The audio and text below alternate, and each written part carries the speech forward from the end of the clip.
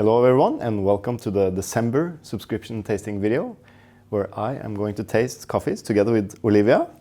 The coffees we're sending out the first Wednesday of December to all our subscribers around the world and also in Norway.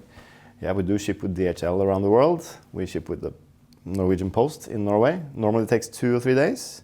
2 to 5. 2 to 5 days, yeah. Especially during Christmas. Yeah, with Christmas it takes a little bit longer. And if you're interested in subscribing to the coffees, you can go to our webpage. There's a link below. You can pause, upgrade, downgrade, stop, and continue, of course, the subscription anytime you like. And I select the coffees that we send out every month. We normally have some special stuff for our subscribers, and or not normally, but very often. And we send it out on the first Wednesday of the month normally. But next month in January, we will skip the first Wednesday because it's a holiday in Norway. So I think we will send it out on the 8th of January. Yes, a week later. Yeah, just because New Year's Eve is a big day here in Norway and the 1st of January is a Wednesday. We're not going to be working, that's for sure. Okay, Olivia, welcome. Thank you. Who are you? I am here. Yeah. I'm from Tromsø. I started here in December last year. Yeah. Yeah. So Marion, who is on parental leave at the moment, so I'm filling in for her. I am working with the web shop, making sure that all the orders are processed and shipped properly, and also answering emails, customer service consultant, administration consultant, watering the plants in the office, making sure everything looks clean and nice as well. Our beautiful coffee trees that Yes. need tender loving care. Tender love and care. Exactly. Yeah, so basically most of our subscribers are, even if they don't know, they are in touch with you because Yes. you're preparing all the envelopes and printing the orders. And yes, and I have shipping probably coffees. talked to a lot of them as well with questions that they have or problems that occur with shipping or something. Making sure that everything goes smoothly. Take us through the process because it's not like we prepare every envelope on the day that we send the coffees. No, so yeah, we just had a subscription recently shipped, and then the Friday after that again, it starts all over again. So the process is just making sure that the orders are printed so that we physically have a packing slip. That is kind of also our receipt for the fact that it's actually been shipped and packed when the coffee is actually packed as well. So yeah, we prep, address labels all throughout the month. And then count everything, put it in the prepping sheet where you calculate the amount of coffee and the batches of coffee that we're going to roast. Yeah. And then make sure that everything just goes as smoothly as possible over the course of the 3 days that we roast and pack. Yeah. And in the meantime, when they're doing that, I'm actually, I have selected the coffees normally some months in advance, but we have to do some test roasts. And then we have to create labels. I have to write information that we send out on our newsletter to all the subscribers. And yeah, basically make sure the coffees taste good and that the information is correct. And then Malin, who you've probably seen in some videos, she's preparing all the kind of marketing material after I've written everything. Because it's all a big team effort, to make sure that you guys have the best coffee possible. But enough chit chat, like I always say. We're not here to talk about us, we're here to talk about the coffees. And because it's Christmas, we are sending out Christmas edition coffees. Yes, you heard it right. We have Christmas edition coffees. We don't have Christmas coffees. No. We have Christmas edition coffees. That's just because there's no Finca Navidad or Christmas farm. So we like to kind of name the coffees after the farms and the farmers we buy from. But we can select a certain lot from certain farms that we would recommend or kind of select specifically for the holiday season, and normally we try to go for the best coffees we have. Yeah, because a lot of people give these coffees as a gift. Then the coffee needs to be fantastic, that's for sure. So this year we have selected 2 different ones that are, I would say, very different in flavor. Yeah, should we start tasting? Yeah, exciting. Start with the first one. Similar to a coffee we sent out last month, because it's the same cultivar from the same farm. It's a Pacamara, but this is the washed processed. So that means it's depulped, so they remove the cherry skin, and then there's still mucilage on the coffee beans. So Diego, the farmer from Los Pirineos in El Salvador, he puts the muesli or the parchment coffee, we call it, with mucilage on in a big tank, so it ferments overnight, and then they remove the mucilage afterwards with a machine. And when you do this, you get a little bit cleaner coffee than if you do honey process or natural, for instance. And this, for me, was the best coffee that he produced last year. Okay. By far.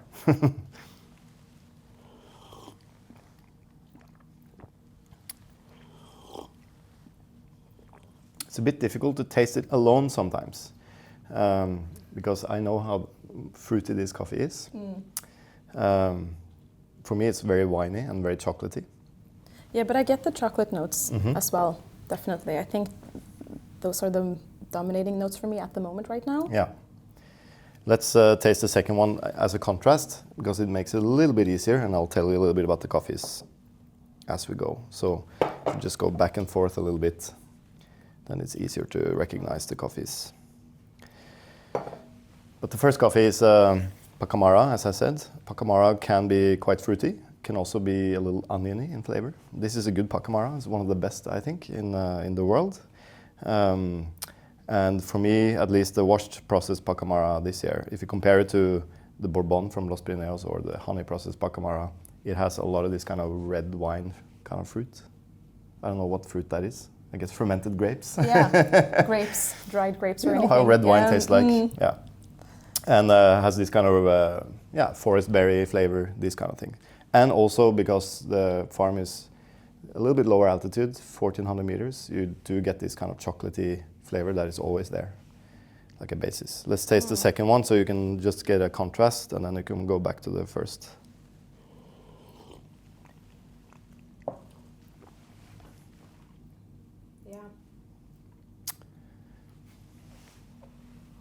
I think that you can already smell the difference as well. I noticed that this cup is way more acidic in a way. Yeah, for sure. So yeah, it was really interesting to just have this opposite each other, kind of on the different ends of the spectrum when it comes to like the rich and sweet or the more fresh and fruity notes. For sure. So Olivia said it, rich and sweet, first one. Very kind of rich, heavy mouthfeel. It has a little bit of acidity maybe. The winey red fruits. But predominantly like a chocolatey kind of coffee with, you know, when you taste this kind of high quality dark chocolate, you very often get this kind of fruit flavor in the chocolate. And that's because the cacao is also fermented. Yeah. And it reminds me a little bit of that, like that. So it had this kind of very chocolatey and fruity note. The second coffee you said is more acidic. I mean, you can almost smell that it's more acidic, although I don't think you can smell acidity, but a lot of people say I can smell that it's acidic because it reminds you of something that is acidic. Let's taste it.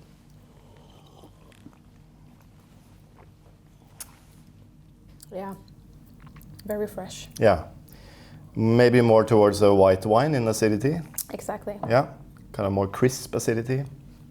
I still think this is, for me, a quite winey coffee, but more kind of a refreshing, fruity wine.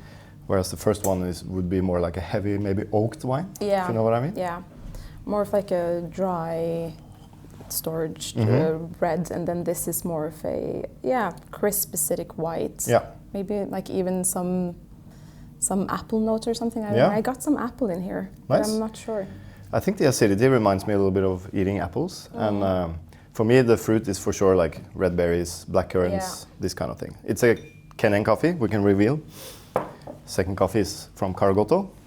Many of our subscribers and followers and customers, they know Karogoto. Yeah. We've been buying coffee from Karogoto in Kenya for many, many years, since 2008, I think. And this year, I think the coffee was like really ripe, if you know what I mean.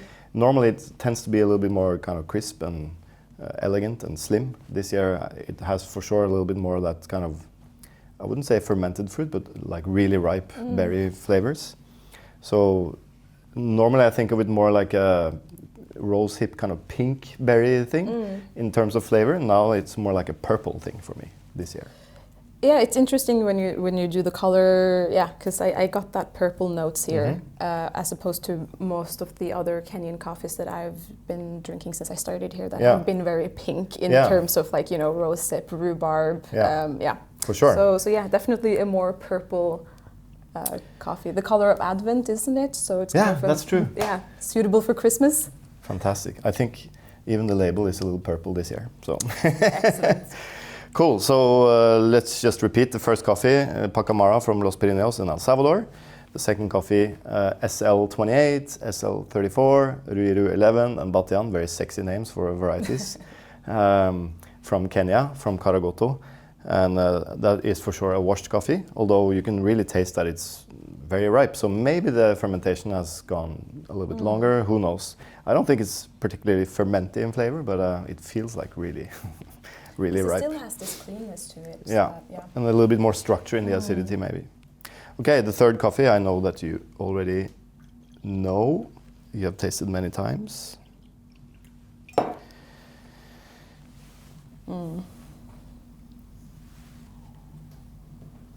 What do you smell? Some tea. Yeah, nice. What kind of tea? Green, like very floral jasmine.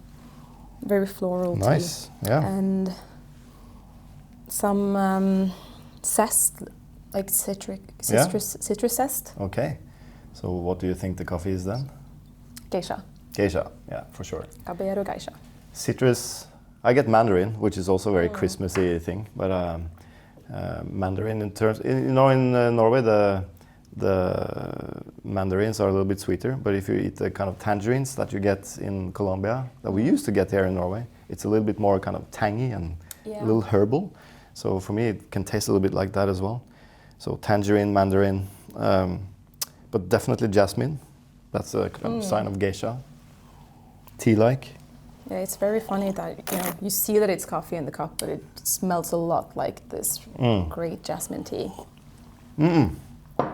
So sweet, kind of honey sweetness. We normally don't send out geisha very often because when we do, we actually lose money.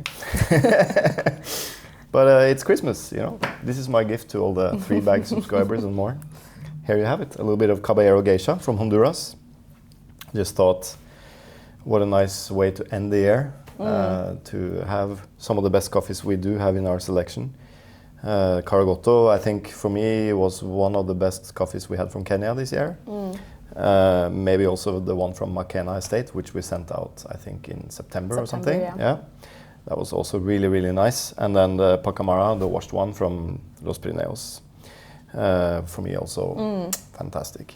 Now, for espresso subscribers, we're also sending out the washed Pacamara, although the Christmas edition Pacamara is actually the honey processed one that we sent out last month. Okay. So we just wanted to mix it up a little bit because, for me at least, the honey processed Pacamara was just too good as espresso to not have it as a Christmas edition. So those are the coffees we recommend. Any favorites? Well, the geisha is a favorite of mine ever since I first tasted it. Okay. It's just so delicate, but also has this... when we talk about wine, we usually have some white wines that we talk about as fat and floral. It has this rich mouthfeel, but still a very floral, light notes. So yeah, absolutely one to look out for and look forward to. But I think the Pacamara actually... Nice, yeah. Out of all of these three now. Yeah, as it cools, it becoms a little bit more fruity, actually. Yeah, now you get more of those winey red fruits that we talked about. You have expensive taste? Yeah, one could say. Yeah. We do often get a question why geisha is so expensive. And there's many answers to that, of course. The most expensive geisha that was sold this year sold for, I think, $13,000 per kilo. Per kilo? Unroasted. Okay, wow. It was an auction coffee. The Lamastus family sold it. I think it was just 6 kilo lot. And people are willing to pay a lot for the geisha. And the reason why is because it is very fragrant, very floral. Especially the Panamanian geishas can be fantastic, like super fragrant and very intense flavors. I think the Caballero Geisha is not like a $130,000, no, $13,000 per kilo coffee. It's still one of the better geishas I have tasted because it also has this texture that very often the Panamanian geishas are very light. This for me has a little bit more texture, and although it compromises maybe a little bit of the fragrant aromas. Yeah, this is also one of the coffees that I like. I've had different ways of brewing it. Here we have a drip filter. And that's when I feel like the tea notes get more dominant. But when I used a French press, I had a lot of mandarin, a lot of the mandarin fruitiness actually. And it's just this coffee that keeps on giving. Yeah. Do you brew with French press at home? That and filter as well. Yeah. I mix it up a bit. So these are brewed with AeroPress, but I mean, French press is probably the easiest way to brew. Yeah, when you have a lot of people as well. So yeah, that's when the first time I brewed the geisha on the French press, I had guests over and they were all like, oh, the mandarin aromas were just so dominant. And that was very interesting because I'd only done it on filter before that. Fascinating. I'll give you 2 more reasons why a geisha is expensive. Okay. The yields are a little bit lower. And also, not many farmers have geisha. Or at least it used to be like that. Yeah. Today, you know, every farmer wants to plant geisha. But it's not a guarantee that the coffee tastes good. For instance, Marisabella Moises planted geisha in a much lower altitude than this is from. And it didn't taste very nice. It tastes like nuts and peanuts. Whereas from the higher altitudes, it tastes really good. I planted geisha on our farm, Finca El Suelo, and I planted over 6,000 trees, and I probably have 50 of them left. Because my farm is quite windy. There's a lot of sun. I don't have enough shade. You know, it takes time for shade to grow. We have long periods with drought, so most of the trees just die. It's a very fragile tree, so it is quite difficult to grow, and also quite difficult to get it to taste really good. And then once you have a really good one, there's a lot of buyers who want to buy it, and that's why the price goes up. A lot of demand. Yeah. Cool. Well, those are the 3 coffees for the last subscription shipment in 2024. We're looking forward to 2025. Hopefully it will be a good year. It's going to be exciting. Yeah. It has to be. At least now you can reminisce the year that has been and enjoy the coffees. And for me personally, the reason why we chose quite contrasting coffees for Christmas is because I do like to drink different coffees at different times of the day. So after you have these very heavy Christmas foods, I much more prefer to drink something fresh and acidic. But for breakfast, I always like these kind of very cozy coffees like the Pacamara. And the geisha also, if it's the first thing you taste in the morning, tasting good geisha then is fantastic. It's basically aromatherapy. Yeah. So That's what it is. Cool. If you don't subscribe to our coffee, you should go to our website. We are sending out the next shipment on the 8th of January, I think it is. Yeah. It's a Wednesday, so the second Wednesday of January. We have selected some really nice coffees for next month as well, because we do get a lot of people give a subscription as a gift during Christmas, so we have a lot of new subscribers in January. So we're going to get 3 very different coffees in January, but they're all very tasty. So looking forward to it. Make sure to subscribe before the end of the year, then we can send it out on second Wednesday of January. Thanks, Olivia, for joining. Thank you. It was fun. Thanks for watching, and I hope you enjoyed the coffees. Let me know in the comments below which one was your favorite, and also if you have any brewing tips, because a lot of people ask us about brewing tips. It's really difficult to give out because every grinder is different, every brewer is different, every water is different. So that's why we only give out general brewing tips, which you can find on our YouTube channel. We have made some tutorials some years ago, but we still brew coffee like that. So check it out. And until next year, thank you.